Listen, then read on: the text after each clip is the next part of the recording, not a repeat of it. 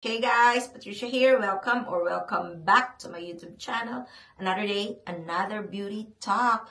We have the Inks Blur, guys, from YSL. I've got two shades, guys, to share with you in natural light swatches and, of course, lip swatch. So, yeah, if you're interested, just keep on watching. And thank you so much for tuning in right now. Thank you for being here. So, yeah. These are so cute, guys. The packaging look super girly. And dito heart shape. Oh, yeah. Heart shape siya. I tried this already, guys, and this formula is so good, so comfortable. One of the best na lip stain I have tried, guys, lately.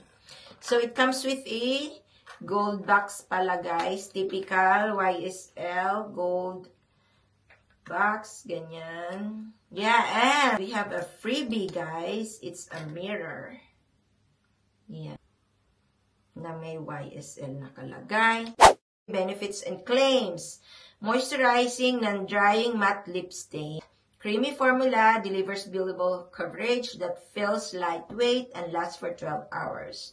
The product melts on lips, creating a blurring effect that makes lines appear less visible. OMG!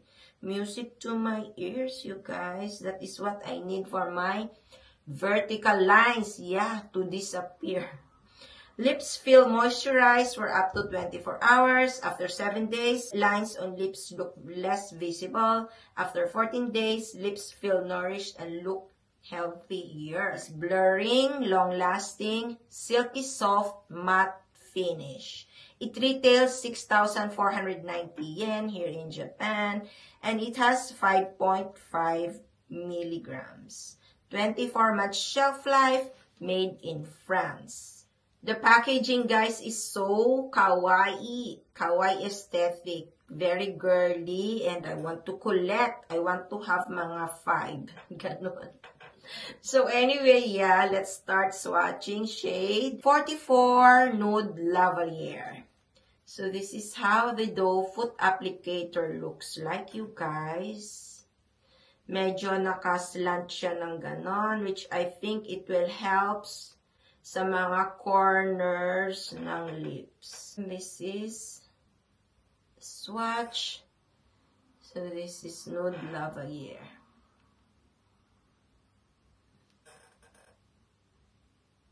Beautiful shade. Nude Lavalier is milky pink shade, guys. Shade 231 Rosewood Emotion. This one's my favorite. OMG, this is so pretty, you guys. Look.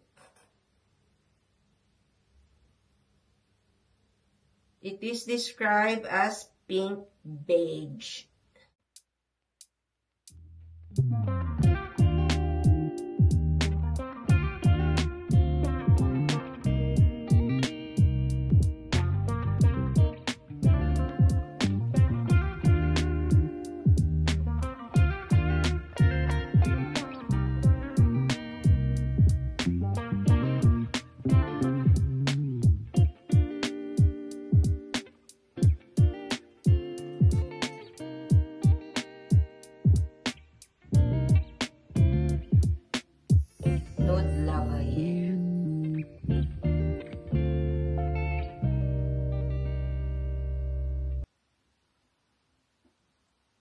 This shade is pa-cute lang siya, guys. Cutie.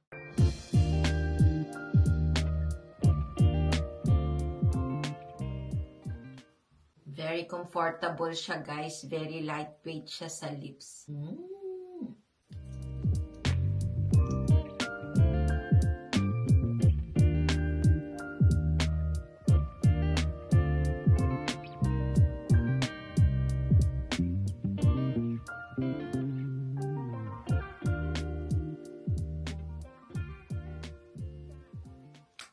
I really love the doe foot applicator, guys, kasi flat siya.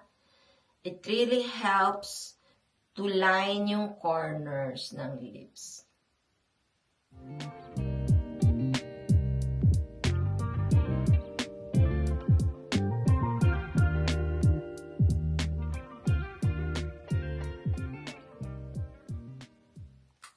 This shade is my favorite. Rosewood Emotion.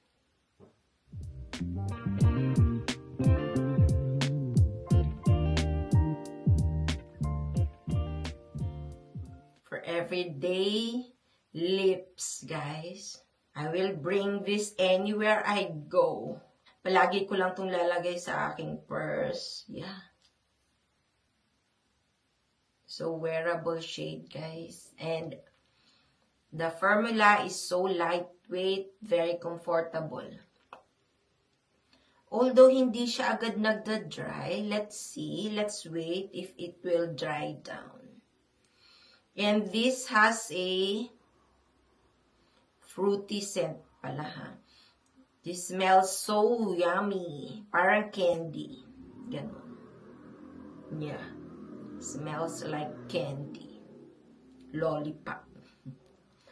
So, this is shade Rosewood Emotion. My favorite shade.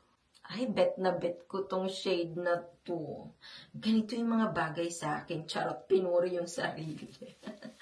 Yeah, feel ko, ito talagang bagay na shade sa akin. Bagay sa eyeshadow ko siya. Yeah, guys, another happy purchase. OMG. Ito hindi masyadong hurtful kasi not so pricey. Sakto-sakto lang yung price tag nito. But, yeah, very happy purchase. And I wanna try some more shades kasi, yeah, I love it. Tingnan natin kung nag-less visible ba yung fine lines. Kayo na lang humusga. Pero sabi after 7 days pa daw, charot. Rosewood Emotion, you guys. OMG, if you love nude, I highly recommend to try this shade. It's really pretty. New favorite nude lip stain. So yeah, that's it for today, guys. Thank you for your time. Thank you so much for tuning in. I hope you enjoyed this video and subscribe if you haven't yet. See you on my next video. Stay beautiful, stay kind. Bye!